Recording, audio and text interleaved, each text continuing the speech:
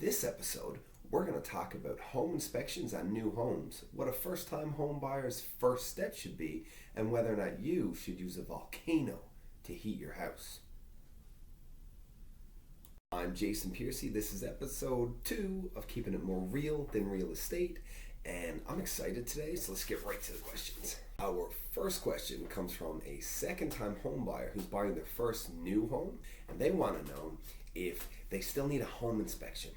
There's a long answer and a short answer to this. The short answer is, yeah, you do. In case you missed that, yeah, you do.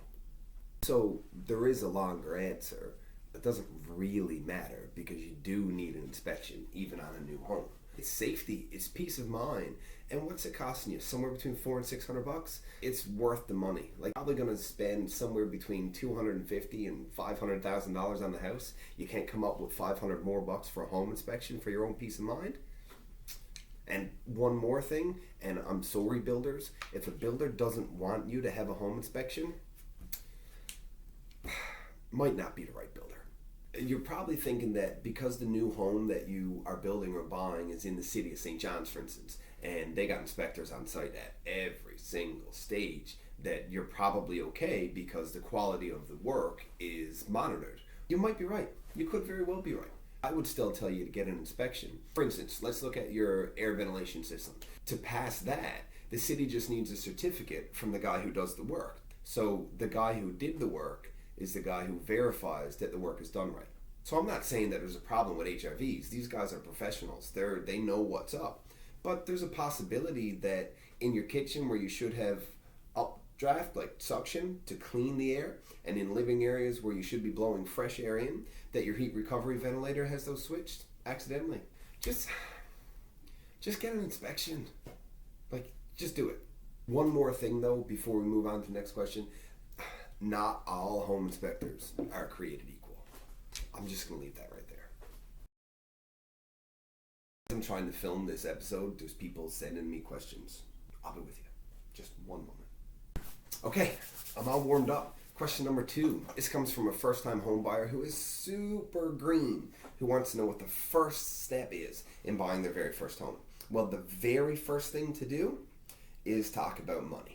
Nothing else matters until you talk about the money. Here's why you want to start with finances. There's a couple of reasons. First of all, if I'm helping a client of mine sell their house and a first-time home buyer wants to buy it and they can't provide me proof of their financing, I might not let you come see the house because I don't want to put my clients out if you don't have any money. And I don't want to sound rude about it, but that's the reality of the situation.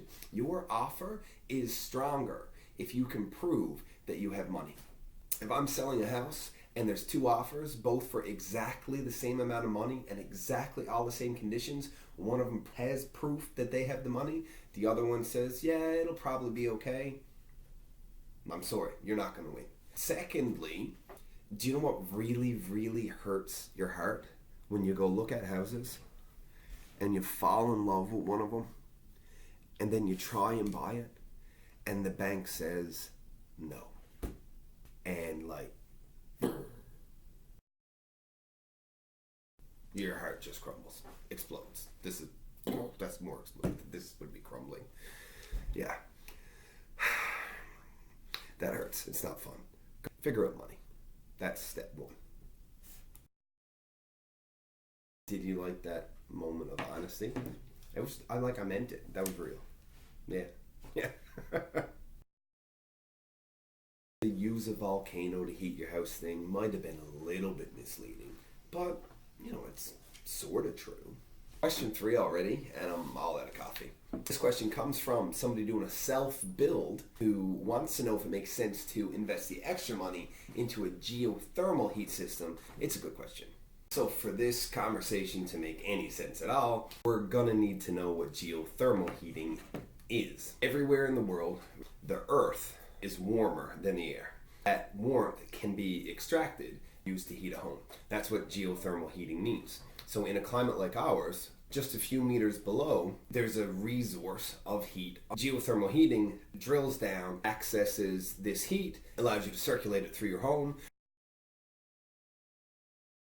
This is not a science vlog. So back to the actual question, is it worth the extra investment in a geothermal heat system as opposed to your typical heat pump? You kind of need to look at cost. Now, I'm not a heat pump guy, I'm not a geothermal guy, I'm not a driller. This is based on my personal experience. You're looking at close to twice the price.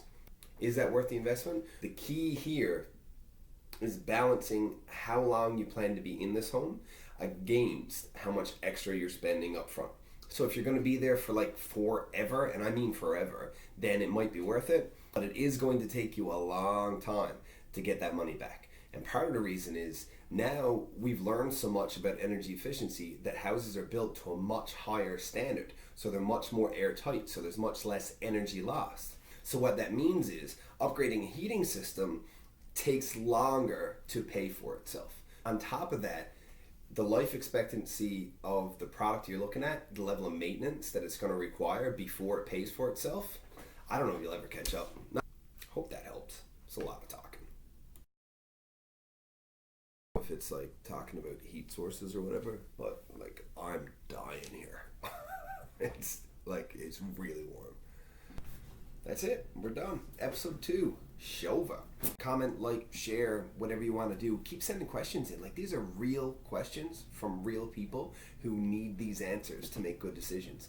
And it means a ton to me that I'm able to help. But if one person has a question about this, chances are there's a bunch of other people who want the same answer. So spread the word. Get it out there.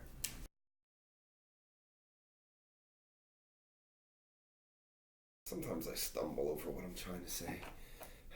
Luckily, I can edit it out. And now I'm just talking.